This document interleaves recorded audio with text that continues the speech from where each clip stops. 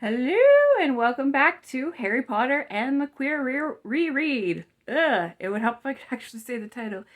Welcome back to Harry Potter and the Queer Reread, the series in which I, as a queer trans person, reread the Harry Potter series and look through it to see if not only it actually holds up or it was actually anti-trans the entire time like J.K. Rowling claims it was. And so far, we have ascertained that, in fact, it does seem to be less true than she likes to claim because there, as in past installments, there's a lot of othering. There's a lot of like how it feels to be born different and like be around people who are different than you, but not in the same way. And so blah, blah, blah. If you've watched the past episodes, you'll understand that her claims of like, especially her reread that trans people are the original Death Eaters, it's becoming more and more transparently wrong, ironically. But what is true, and especially is true for this chapter, which we're covering today, chapter 4, which took way too long, and I will make a point of showing you the notes. Yeah, J.K. Rowling is a bully, and when she doesn't like a specific type of person, she makes it very, very clear and in a very, very cruel and in just mean-spirited way. She hates fat people especially. This is something that is so prevalent in her writing, and it just flummoxes me, especially as a fat person. Like, I grew up reading these books and loving these books to the point where even I made my spouse read them for Christ's sake, and they were enchanted by them too. Like we hung out and like connected through these books, and I was at the launch for the very last book as a bookstore peon at one point. So like, I'm speaking as somebody who was a former fan to the nth degree. So it's heartbreaking to read and go back and see not only is a lot of this mean-spirited, but a lot of it is mean-spirited to marginalized people.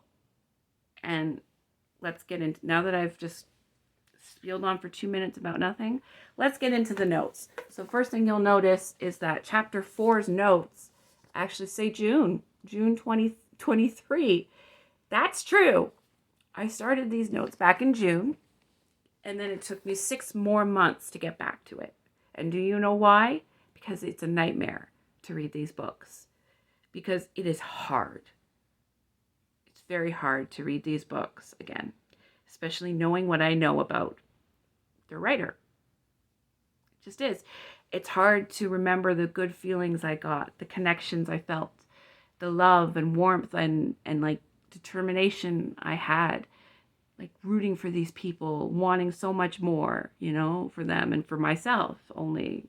Anyway, so before I actually reread the chapter again, and where June's notes come in, is initially where I went on a rant, and I will read it in full and elaborate like I always do, but like, tell me I'm wrong.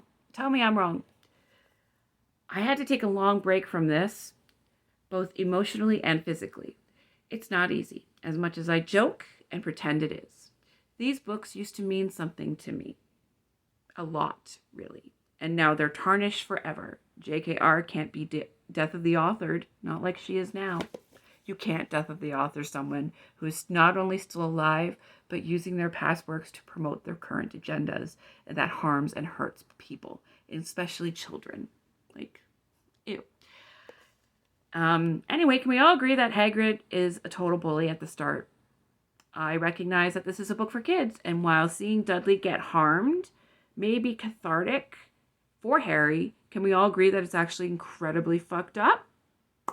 Dudley is the product of his parents at 11 years old. He is a child.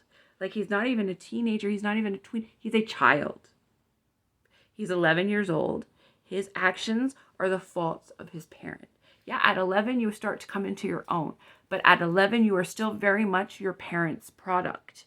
And Dudley is a Dursley in spades. So while he's fucked up, it's not really personally his fucking fault now, is it? JKR. So, ergo, to actually cast a spell on a human kid for being a brat, and especially as we'll see, a fat brat, is majorly fucked up. It also again brings JKR's eternal fat phobia up again when Hagrid admits that Dudley was already mostly a pig, which is why he only got a tail. And in parentheses, never mind that the spell was cast with a broken illegal wand and could have done more harm, end parentheses. And nothing else. Our heroes, everyone. And then when I continued a couple weeks ago in January, that's when we resume right here. So this is when I'm reading the chapter. So yes, the delay does embarrass me, but between life happening, which is true, and not having the willpower to torture myself with these books has been very strong. But alas, we must continue as JKR herself continues her own needless cruelty and anti-trans agenda, much like her villainous characters. And indeed, her villainous heroes, because, like, anybody else kind of noticed that as JKR ages, she's becoming less Dumbledore and more Umbridge? Tell me I'm wrong. You can't. You fucking can't.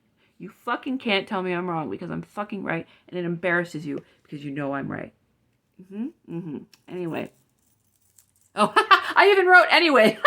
I still maintain that as far as for as kind as he is to Harry, Hagrid is equally abusive to Dudley Dursley, who is, again, only 11 years old. And he also expects to be treated well when all he's done is invade and stalk and hurt a child for laughs. He expects the Dursleys to listen to him, to listen to what he has to say, to not run away in fear from him when all he's done. And remember, this is all Hagrid. Hagrid is the one sending the owls. He admits as such. Hagrid is the one sending the owls, chasing after them, spying into their freaking house to figure out which room Harry's in, which, by the way, ew. You want to talk about grooming and spying? Ew. That's gross. But yeah. That's supposed to be our hero. He's supposed to be the one that rescues our poor protagonist, our bullied kid. You're just giving him to another bully. Like, I don't understand. Like, Hagrid, I know he's a fan favorite and he's a beloved and he does kind of show. Like, he does prove himself. But, like, this introduction of him is gross. It's so gross. I hate this chapter also because it teaches kids that humiliation and abuse is acceptable punishments for children, so long as that child has been deemed bad. This becomes a long and lazy theme in these books, and it's true, and I will be remarking each instance. This is just the first instance in which cruelty to children/animals is permitted because that child/animal is on the other side. This will especially come up with house elves too. I have a lot to say about house elves, but luckily we're going to be spared a bit of house elfishness for a bit. You have one more book to wait for that. For that one. Also, for someone forbidden from doing magic, Hagrid sure does a lot of it here without any consequence and with zero consequences. Yeah, he also seems surprised that Harry is ignorant. And why? He was there for the drop-off, was he not? Especially after meeting the Dursleys and having to endure them running away from him for like weeks now? You're surprised that they actually kept the magical world from this kid? Why? You knew exactly what you were giving, who and what you were giving. I look like an owl when I do this. You knew exactly what you were doing. You knew exactly. I can't do the. I can't.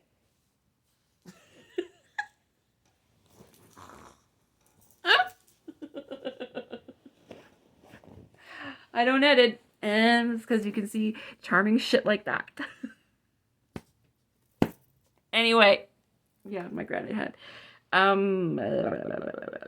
Yeah, especially after meeting the Dursleys. Like, he and his, like, abandoned Harry to the Dursleys. Remember that. I mentioned that in the previous chapters, how gross it was that they're just like, here you go, Harry. Go fuck yourself. You know? Like, that's exactly what happened. And they're still surprised about it. Sorry, I'm just looking at my hair for a second. Like, I did a really good job, I think. Except for that. I don't know what's going on there. But, like, I don't know, man. I'm pretty good when it goes to cutting my hair, eh? Next topic, because I talk about haircuts and stuff like that in this book too, and like I have the hairy haircut. Oh no, I don't. Thank God. Wow, that was such an autistic non sequitur. Well, that's what you get. Queer, not neurodivergent, trans. I'm the triple threat. Yeah. He and his abandoned Harry. So why would he expect him to know anything about the wizarding world? Why? Especially for squares. Like, the definition of muggle, such as the Dursleys. Like, needless tension and a lazy excuse to abuse the Dursleys some more, it seems like. When really, he's to blame for abandoning Harry to these assholes in the first place. Like, and they've also been spying on him from the start. So they know exactly how this kid's been treated. Because like we see in past chapters about how Harry remarks about like how people will bow to him, will talk to him, will like say stuff like him. They're watching him. They're monitoring him. They're seeing him in his daily life, in his day-to-day. They know what's going on. And they fucking did nothing. They still fucking do nothing. And they expect him to know shit, which is gross. Like, and they fucking shame him, and like they've been spying on him for years. So, and he never reacted at all. He never greeted back. So, and again, why the fuck would you expect that? Petunia's speech. Now, this has been something that has been looked back on, especially after Half-Blood Prince, and like we find out about Snape, and we found out about James Potter being a complete and utter fucking asshole, about how Lily basically betrayed Snape, and like in order to be popular instead of being loyal to her friend, and made him go over to the dark side because pussy is so blah. Anyway, that's another rant for another time, but the power of pussy condemns you. Petunia's speech precludes a later revelation that she was initially jealous of Lily. We all know this now. Not disgusted. This also mirrors, and this is why I still think what she's saying about queer people and like how the series was meant for cis alloistic people. Not like this also mirrors how queer people are treated by their families, especially by those still closeted to protect the honor of said family. Like they will, like the kid is out, but they won't tell anybody else because they don't want their family to be tarnished by their kid's queerness. That's what this mirrors to me. And like it's a good insight to both sisters, to both Lily and Petunia, their relationship and how that resonates. And how it resonates also with queer people, because generational trauma is a thing. It happens, especially if, like, by queer people with other queer people. Like, I've seen it happen in my family, and like on both sides. Another hint that what JKR now says is bullshit about, like, what she says about us is pure bullshit. Even though, like, even she thought as much. And it says here, page 44. I'm gonna go and look at page 44 and see what I'm talking about. And this is the speech. Knew? Of course we knew. How could you not be my dreaded sister being what she was? Oh, she got a letter just like that and disappeared off to that school and came home every holiday with her pockets full of frog spawn, turning teacups into rats, and I was the only one who saw her for what she was. A freak! But my mother and father, oh no, it was Lily this and Lily that. They were proud of having a witch in the family. Then she met that Potter at school, and they left and got married and had you. At 19, may I remind you? And of course I knew you'd be just the same, just as strange, just as abnormal. And then, if you please, she went and got herself blown up, and we got landed with you. Victim blaming 101, by the way. That speech. That's the speech. Lastly, that speech is something important, something that comes up later. It's a good one. I don't think straight people see queer people as a gift, like Petunia. Like, I don't think Petunia, if Lily were queer and this was actually about queerness, Petunia would not be jealous. This would be sincere. This would be genuine disgust. This would be like, yeah. No no straight bigot wishes they were queer. And if they just don't, and if they do, they're not straight, are they?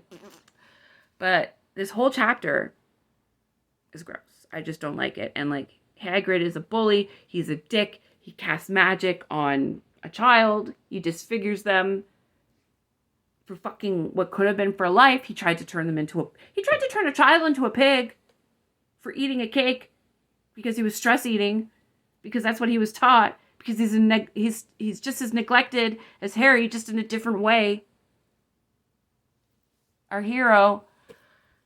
And like this is this is the first instance we see of like the whole skirtiness about Voldemort's fucking stupid name.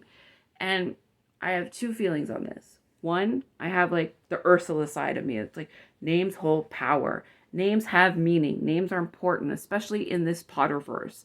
Names are especially true. They hold a lot of power. They hold a lot of meaning. It's absolutely true. And this is a name that he named himself when he came to the height of his powers, the height of his manipulation, the height of his destruction. But in this, I personally think it's stupid, because what they replace it, like, they don't use his they just use fucking things like you know who. It's like a child. And adults use this, and let me just read my notes because it's more coherent. Okay. The perpetual avoidance of Voldemort's name and the use of the babyish you know who has always annoyed me and pissed me off. Names do hold power, and using them can bring your attention, wanted or not, to them by the name's owner. But those same people who refuse are the ones who deny his return the most. It's an ouroboros of stupid. Like, they don't believe he's real, so why are they saying you know who anyway? And Hagrid himself, this is also another like thing about being fat. Hagrid himself is a fat man, if not just large and swole. He's fat. Like, his mocking Dudley for being fat seems a touch projective. But again, fat phobia is rampant in these books. Dudley is merely the first victim. Truth. And then page 45 about like how wizards are everywhere and blah blah. It sounds like the Red Scare to me, only with more obvious murders. Yeah. And it just occurred to me how misogynistic Lily's death is. Like, not only is it gross that she got married at 19 and popped out a baby, and like was pregnant at 19 and popped out a baby at 20 before her brain was fully developed. This is what happens. Her only true power is in her death. A mother dying for her only son, and thus putting a charm on him for most of his life. Literally all we know about her magic skills is that she was good at charms, and her best charm was cast when she was dying. She's disposable for Harry's sake. Ew. And this is written by a mother who presumably has a mother who she likes, right? Does she like her mother? Jury's still out on that. Does she like anybody? Harry's parents were... Oh, yeah. And yeah, I mentioned this. Harry's parents were 20 when they died. They were 20. And when they were... And when they were the things that Vernon says on page 46. Like, was Petunia married to Vernon before Lily married James? Like, what the fuck is this? I thought Petunia was the younger sister. So why are they talking about, like, your sort? They were only 19 when they got married. Or 18 even. Who knows? And, like, note that Hagrid attacks Dudley when it was Vernon who pissed him off. What a giant of a coward and a bully. Yeah. That's almost 20 minutes of pissed off ranting about one chapter. Like, now do you understand how hard it is for me to read these fucking books and do reviews and write down notes and film the reactions? It's hard. It's not just, they're not delights to me anymore. They're not treasures anymore. I don't like reading these books anymore. I hate it. It's a chore. And I hate that this bitch has made these stories into chores, because they used to be delights and escapes for me. My sister, bless her soul, she can still read these without any guilt, and I love her for it. I wouldn't take that away from her for the world. I hate how she's able to do it, because I can't, and I'm jealous of that, amongst other things. But yeah, chapter fucking 4 is done. Look forward to chapter 5 next year, I guess. Jesus, I'm sorry. I'll try.